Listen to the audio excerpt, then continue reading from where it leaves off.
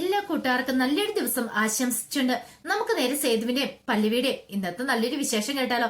അങ്ങനെ ഇന്നത്തെ വിശേഷത്തില് പാറു രാവിലെ റെഡിയാവണ സമയത്താണ് അങ്ങോട്ടേക്ക് ശോഭ വരുന്നേ. ശോഭ വന്നിച്ചപ്പോ പാറു പറഞ്ഞു, അമ്മേ ഇനി മുതൽ എന്റെ തുണികളൊക്കെ ഞാൻ കഴിയാലോന്ന് ആലോചിക്കുമെന്ന് പറയണം. അതെന്താ പാറു ഇപ്പൊ നിനക്ക് അങ്ങനെ തോന്നുന്നു? അല്ല അമ്മയ്ക്ക് അല്ലെങ്കിൽ തന്നെ കുറെ ജോലികളല്ലേ ഇവിടെ. തുണി തയ്ക്കണം, പിന്നെ വീട്ടു ജോലികൾ ചെയ്യണം, അതിന്റെ ഇടയ്ക്ക് എന്റെ ഡ്രസ്സും എല്ലാം കൂടെ. അതൊന്നും കുഴപ്പമില്ല മോളെ. മോളെക്കാണെങ്കിൽ ഇപ്പം കോളേജിൽ പോകണം, ജോലിക്ക് പോകണം, അങ്ങനെ നൂറ് നൂറ് കാര്യങ്ങളൊക്കെ അല്ലേ. ഇതിനിടയ്ക്ക് എവിടെന്നാ ഡ്രസ്സ് വാഷ് ചെയ്യാൻ കൂടെ സമയം ചോദിക്കാം. അതൊന്നും കുഴപ്പമില്ലമ്മേ. അമ്മയ്ക്ക് എത്രമാത്രം ജോലികളാ ചെയ്യുന്നേ. ഇത് കേട്ടതും ശോഭ പറഞ്ഞു, അതെ പണ്ടത്തെ അമ്മമാരെല്ലാരും ഇങ്ങനെയാ. അവർക്ക് വീട്ടിലാണെങ്കിൽ അടങ്ങിയിരിക്കും ഒരു സമയം കാണത്തില്ല. ഇതിന്റെ ഇടയ്ക്ക് സ്വന്തമായിട്ടൊരു അസുഖം, ഒരു പനിയോ കാര്യങ്ങളോ വന്നാൽ പോലും അവരാരോടും പരാതികളോ പരിഭവങ്ങളോ ഒന്നും പറയാറില്ല. അങ്ങനെ അവരങ്ങോട്ട് മുന്നോട്ട് പോകുന്ന പറയാ. ഇത് കേട്ട് കഴിഞ്ഞപ്പോ പാറു പറഞ്ഞു, അത് ശരിയാ, അമ്മയ്ക്കാണെങ്കിൽ ഇന്നും ഒരു പനി വന്ന് ഞാൻ കണ്ടിട്ട് പോലും ഇല്ല. അമ്മ അങ്ങനെയാണല്ലോ. പക്ഷേങ്കിൽ ഒരു കാര്യമുണ്ടമ്മേ, ഇന്നത്തെ കാലത്തെ കുട്ടികളൊന്നും ഇങ്ങനെ ആരും നിക്കത്തില്ലെന്ന് പറയാം. അവരെ വേറൊരു വീട്ടിൽ കല്യാണം കഴിപ്പിച്ചു വിട്ടിട്ടുണ്ടെങ്കിൽ അവർക്ക് നിൽക്കാൻ പറ്റുമെന്ന് അവർ നോക്കും. അഡ്ജസ്റ്റ് ചെയ്യാനൊന്നും അവർ തയ്യാറാകത്തില്ല. ഇല്ലെങ്കിൽ 10ാം ദിവസം അവരുടെ പാട് നോക്കി പോരുമെന്ന് പറയാം. ഇത് കേട്ടതും ശോഭ പറഞ്ഞു, അത് ശരിയാ, ഇന്നത്തെ കാലത്തെ പെൺകുട്ടികൾ അങ്ങനെയാ. പക്ഷേങ്കില് പണ്ടത്തെ കാലത്തെ ആൾക്കാർ അങ്ങനെയല്ല. അവര് ജീവിതം കുറെ പഠിച്ച് അറിഞ്ഞവരൊക്കെയാന്ന് പറയാണ്.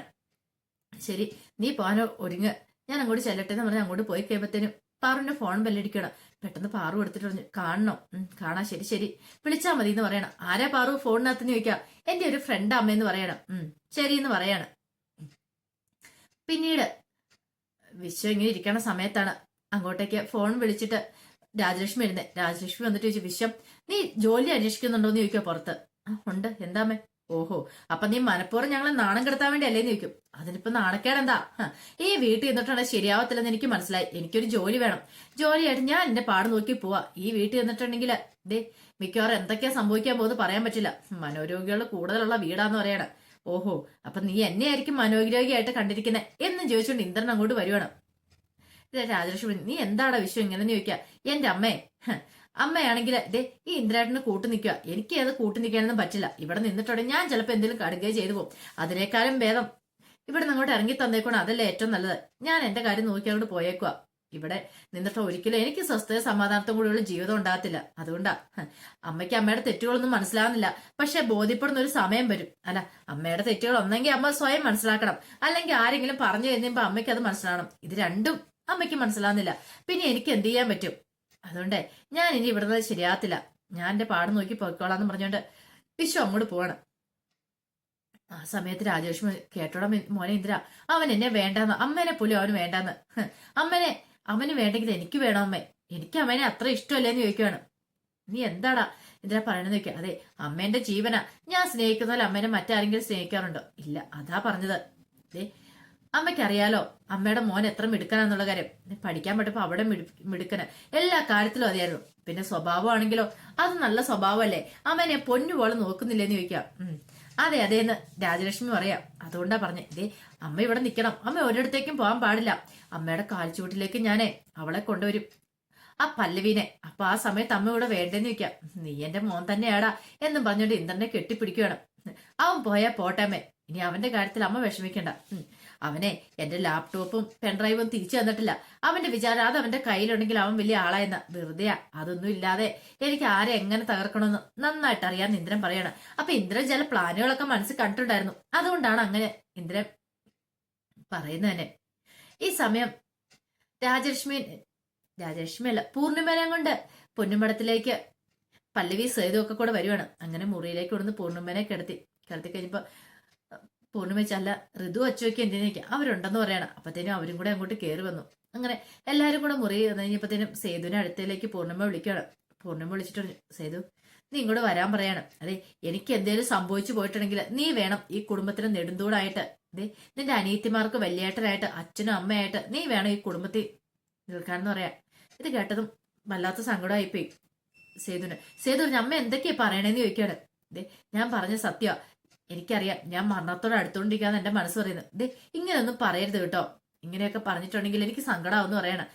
അമ്മയ്ക്ക് ഒന്നും സംഭവിക്കില്ല. അമ്മ എന്റെ സ്വന്തം അമ്മ തന്നെയാ. ഞാൻ അമ്മയുടെ സ്വന്തം മോനാ. കാരണം പ്രസവിച്ച അമ്മയുടെ സ്നേഹം എനിക്ക് കിട്ടിയിട്ടില്ല. ഒരു പെറ്റമ്മയുടെ സ്നേഹം എന്താണെന്നറിഞ്ഞ് ഞാൻ അമ്മയുടെ അരികെ വന്നതിന് ശേഷമാണ്. അതുകൊണ്ട് അമ്മയ്ക്ക് ഒന്നും സംഭവിക്കില്ല എന്ന് പറയണം. എനിക്കറിയാം നിന്റെ വാത്സല്യം സ്നേഹം എത്രമാത്രമാണ്. ഞാൻ ആ ICUല് മരവിച്ച് കിടക്കുന്ന സമയത്ത് എന്റെ മനസ്സിൽ നിന്റെ രൂപമായിരുന്നു. എനിക്ക് നല്ല ധൈര്യമായിരുന്നു. എനിക്ക് എന്തെങ്കിലും സംഭവിച്ചു പോയിട്ടുണ്ടെങ്കിലും ദേ നിന്റെ അനിയത്തിമാരെ നോക്കാണ്ട് പുറത്തുണ്ടല്ലോ എന്നുള്ള ധൈര്യം എന്റെ മനസ്സിലുണ്ടായിരുന്നു. ആ ഒരു ധൈര്യത്തിലാണ് ഞാൻ അവിടെ കിടന്നതെന്ന് പറയണം. പിന്നീട് പല്ലവിനെ വിളിച്ചിട്ട് പറഞ്ഞു, അതെ മോളും ഉണ്ടാവണം, ഒരു കാരണവശാലും സേതുവിനെ വിട്ടു പോവരുത്, നിങ്ങൾ രണ്ടുപേരും കുടുംബത്തിലുള്ള എന്റെ ഏറ്റവും വലിയ ധൈര്യം എന്ന് പറയണം. ഇതൊക്കെ കേട്ടോണ്ട് അച്ചു ഋതുവൊക്കെ അവിടെ നിൽക്കുന്നുണ്ടായിരുന്നു. അച്ചു ഋതുവിനോട് പറഞ്ഞു, കേട്ടില്ലേ അമ്മ പറയണേ, ഇനിയെങ്കിലും മനസ്സിലെ പഴയ വൈരാഗ്യം ഒന്നും പല്ലവി ചേച്ചിയോട് വെച്ചോണ്ടിരിക്കരുത്. കാരണം അമ്മയുടെ അസുഖം നമ്മൾ അതും കൂടെ വിചാരിക്കണം. അമ്മയ്ക്ക് ഒരു കാരണവശാലും ഒന്നും സംഭവിച്ചുകൂടാ. അല്ലേലും പല്ലവി ചേച്ചി പാവ, ഋതു നീ ഉദ്ദേശിക്കുന്നതിലൊന്നും അല്ലാന്നും പറഞ്ഞോണ്ട് അച്ഛൻ ഋതുവിനെ ഉപദേശിക്കുവാണ്. പിന്നീട് സേതുവിനായിട്ട് പൂർണ്ണിമ, അതെ മോനും കൂടെ അടുത്ത് വരാൻ പറഞ്ഞാൽ കയ്യെല്ലാം കൂടെ പിടിക്കുവാണ്. നമ്മളെല്ലാരും കൂടെ ഈ ഒരു കുടുംബമാണ്. ഈ കുടുംബത്തിലെ നമ്മളെല്ലാ അംഗങ്ങളും ഒരു കൂട്ടുകാരെ പോലെയാണ്. അതുകൊണ്ട് നമ്മളെല്ലാരും കൂടെ ചേർന്ന് നല്ലൊരു കൂട്ടുകുടുംബം പോലെ ഇവിടെ വാഴണം. അറിയാലോ, ഇനിയിപ്പോ അച്ഛന്റെ കല്യാണം വരാൻ പോകുന്നത്. അച്ഛന്റെ കല്യാണം നല്ല ഗംഭീരമായിട്ട് തന്നെ നടക്കണം. നിങ്ങളെല്ലാരും കൂടെ ഒരുമിച്ച് ഒത്തൊരുമയോടെ വേണം ആ കല്യാണം നടത്താനെന്നൊക്കെ പറയാം. ഇതെല്ലാം കേട്ടിരുന്നതിന് പല്ലവി പറഞ്ഞു, ഗംഭീരമായിട്ട് തന്നെ കല്യാണം നടക്കും പൂർണ്ണമ്മ. അമ്മ അതോർത്ത് വിഷമിക്കേണ്ടെന്ന് പറയാണ്. എനിക്കറിയാൻ നടക്കുമെന്ന്, പിന്നെ ഞാൻ നിങ്ങളോട് പറഞ്ഞതേ ഉള്ളൂ. ഒന്നിനും ഒരു കുറവ് വരില്ലെന്ന് പറയാണ്. ദേ മാധവേണ്ണന് പറ്റിയത് അറിയാലോ. മാധവേണ്ണൻ അത്ര പെട്ടെന്ന് പോകുന്ന ആരെങ്കിലും പ്രതീക്ഷിച്ചാണോ? അല്ലല്ലോ. അതുപോലെ തന്നെയാണ് എന്റെ അവസ്ഥ. മനുഷ്യന്റെ കാര്യല്ലേ, എപ്പോഴേ ഏത് സമയത്താ എന്താ സംഭവിക്കാൻ പോകുന്നു പറയാൻ പറ്റില്ലല്ലോ. എനിക്ക് എന്തെങ്കിലും സംഭവിച്ചു പോയിട്ടുണ്ടെങ്കിൽ ദേ ഋതുവിനോടും പല്ലവി അച്ഛനോടൊക്കെ ആയിട്ട് പറയാം, നിങ്ങളുടെ വലിയേട്ടൻ പറയുന്ന അനുസരിച്ച് വേണം നിങ്ങൾ ജീവിക്കാനെന്നൊക്കെ പറയാണ്. എല്ലാം പറഞ്ഞ് ഏൽപ്പിച്ചു കഴിഞ്ഞപ്പോഴത്തേനും പല്ലവി അങ്ങോട്ട് പോകാനായിട്ട് തിരിയുവാണ്. അപ്പോഴേക്കും ഋതു പല്ലവിനെ പറഞ്ഞു, ഒരു മിനിറ്റ് എന്ന് പറയണം. പല്ലവി നിന്നു. എന്താ ഋതു, എന്താ കാര്യം ചോദിക്കാം? അല്ല, ഇന്നലെ നിങ്ങൾ അവിടെ വെച്ച് എന്നോട് ക്ഷമയൊക്കെ ചോദിച്ചു. പക്ഷെ ഇപ്പോഴെനിക്ക് എന്നെ തെറ്റ് ബോധ്യപ്പെടുന്നേ. അത് ക്ഷമ നിങ്ങളോട് ചോദിക്കേണ്ട ആവശ്യമില്ല നിങ്ങൾ എന്നോട്. കാരണം ഞാനും തുല്യമായിട്ട് തെറ്റ് ചെയ്തോളാം. ഈ വീട്ടിലേക്ക് നിങ്ങളുടെ അച്ഛൻ വന്ന് കയറിയപ്പം ഞാൻ അങ്ങനെയൊന്നും പറയാൻ പാടില്ലായിരുന്നു. അതെന്റെ തെറ്റാ. എന്നോട് പൊറുക്കണം എന്ന് പറയണം, എന്നോട് ക്ഷമിക്കണം എന്ന് പറയാ. ഇത് കേട്ടത് അച്ഛൻ പറഞ്ഞു, ഇങ്ങനെ വേണം. അവനവൻ ചെയ്ത തെറ്റ് അവനവനെ ബോധ്യപ്പെടുവാണെങ്കിൽ കുഴപ്പമൊന്നുമില്ല. ഇപ്പൊ കണ്ടില്ലേ ഋതുവിന് നല്ല മാറ്റമുള്ളെന്ന് പറയണം. പൂർണ്ണിമയ്ക്ക് എന്തെന്നില്ലാത്ത സന്തോഷം തോന്നി. അങ്ങനെ എല്ലാരും കൂടെ ഒരുമിക്കുള്ളെന്നുള്ളേ. പിന്നീട് ഋതു പറഞ്ഞു, എന്റെ ഭാഗത്തുനിന്ന് തൽക്കാലത്തേക്കൊന്നും ഉണ്ടാകത്തില്ല, ഒരു പ്രശ്നങ്ങളും ഉണ്ടാകത്തില്ലെന്ന് പറയാം. ഇത് കേട്ടോ സേതു വെച്ച് തൽക്കാലത്തേക്കോ ബാക്കിയോ അല്ല, ബാക്കിയുള്ളവരുടെ സ്വഭാവം അറിഞ്ഞിട്ടില്ലേ എന്തെങ്ങനെയൊന്നും അറിയാൻ പറ്റുള്ളൂ. അതുകൊണ്ട് ഞാൻ അങ്ങോട്ട് പറഞ്ഞാന്ന് പറയണം. പിന്നെ അച്ഛന്റെ കല്യാണം വരെ ഈ കുടുംബത്തിലൊരു പ്രശ്നങ്ങളും ഉണ്ടാകാൻ പാടില്ല. അച്ഛൻ നല്ല സന്തോഷത്തോടു കൂടി ഈ വീട്ടിൽ നിന്ന് ഇറങ്ങി പോണെന്ന് പറയണം. ഇത് കേട്ടതും പൂർണ്ണിമയ്ക്കും അച്ഛനും എല്ലാവർക്കും ഭയങ്കര സന്തോഷമായി. പക്ഷെ സ്വാതി മാത്രം ഇങ്ങനെ രൂക്ഷമായിട്ട് ഋതുവിനെ നോക്കുകയാണ്. ഈ ചേച്ചിക്ക് ഇത് എന്ത് പറ്റിയെന്നുള്ള ഭാവത്തില് ഒന്നും അങ്ങോട്ട് മനസ്സിലാവുന്നില്ല സ്വാതിക്ക്.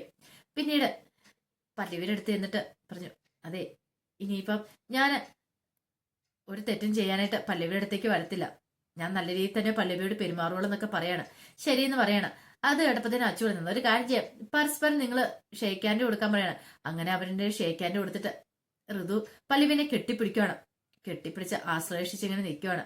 പല്ലവി പറഞ്ഞു, എന്റെ ഭാഗത്തുനിന്ന് തെറ്റുകൾ ഉണ്ടായിട്ടുണ്ട്, ഞാൻ ഒരിക്കലും അങ്ങനെ ചെയ്യാൻ പാടില്ലായിരുന്നു. ഇത് കേട്ട് കഴിഞ്ഞപ്പോൾ ഋതു പറഞ്ഞു, എന്റെ അമ്മയുടെ ജീവൻ രക്ഷിച്ച നിങ്ങളാ, ബ്ലഡ് കൊടുത്തു. ഇതിനു മുമ്പ് ആ തുണിക്കടയിലെ ബില്ല് കൊടുക്കാനൊക്കെ ആയിട്ട് നിങ്ങളാണ് പണം തന്നെ. അതൊന്നും എനിക്ക് മറക്കാൻ പറ്റുന്ന കാര്യമല്ലെന്ന് പറയാണ്. നിങ്ങൾക്ക് ഈ കുടുംബത്തോട് കടപ്പാടുണ്ടെങ്കിൽ എനിക്ക് നിങ്ങളോടും കടപ്പാടുണ്ടെന്ന് ഋതു പറയാണ്. അങ്ങനെ അവർ സന്തോഷമായിട്ട് ഇരിക്കുന്ന സമയത്ത് സ്വാതി ഋതുവിനെ ഒന്ന് നോക്കുകയാണ്. ഋതു ഇങ്ങനെ ഒരുമാതിരി നോട്ടം നോക്കുന്നുണ്ട് സ്വാതിനെ. ആ നോട്ടത്തിൽ ഋതു എന്തൊക്കെയോ ഒളിപ്പിച്ചു വെച്ചിട്ടുണ്ട് ഒരു കാര്യങ്ങൾ. എന്താണെന്നറിയില്ല. ഋതുവിന്റെ ഒരു നാടകമാണോ ഇതെന്ന് നമുക്ക് കണ്ടറിയാം. കാരണം ഋതു അങ്ങനെ പെട്ടെന്ന് മാറുന്ന സ്വഭാവക്കാരിയല്ല. ഋതുവിന് ഇത്ര പെട്ടെന്ന് മാറ്റം ഉണ്ടായിട്ടുണ്ടെങ്കിൽ അതിന്റെ പിന്നിൽ എന്തെങ്കിലും ഒരു രഹസ്യം കാണുമായിരിക്കും. പിന്നീട് പാറു രാവിലെ തന്നെ കോളേജിൽ പോയിട്ട് ഇറങ്ങി നിൽക്കുന്ന സമയത്താണ് അങ്ങോട്ടേക്ക് വിശ്വജിത്തിന്റെ ബൈക്ക് വരുന്നത്. ഈ സമയത്ത് ശോഭയ്ക്ക് ചെറിയ സംശയങ്ങളൊക്കെ ഉണ്ടായിരുന്നു. ശോഭ അവിടെ ആ ഗേറ്റിന്റെ അപ്പുറം നിന്ന് മാറി നോക്കുന്നുണ്ട്. നോക്കി കഴിയുമ്പോഴത്തേനും വിശ്വജിത്തിന്റെ വണ്ടി അങ്ങോട്ട് വരുന്ന കണ്ടു. വണ്ടി അങ്ങോട്ട് ഒന്ന് പാറു അടുത്തേക്ക് ചെല്ലുന്നുണ്ട്. ഒരു നിമിഷം ഞെട്ടിത്തെറിച്ചിരിക്കുകയാണ് ശോഭ. അപ്പൊ അതിന്റെ വിശേഷങ്ങളൊക്കെ എന്ന് കണ്ടത്. ഇതിന്റെ ബാക്കി വിശേഷങ്ങളുമായിട്ട് വൈകുന്നേരത്തെ പ്രമോയി വരാട്ടോ. ഒരിക്കൽ കൂടി എല്ലാവർക്കും നല്ലൊരു ദിവസം ആശംസിച്ചുകൊണ്ട് നിർത്തുന്നു.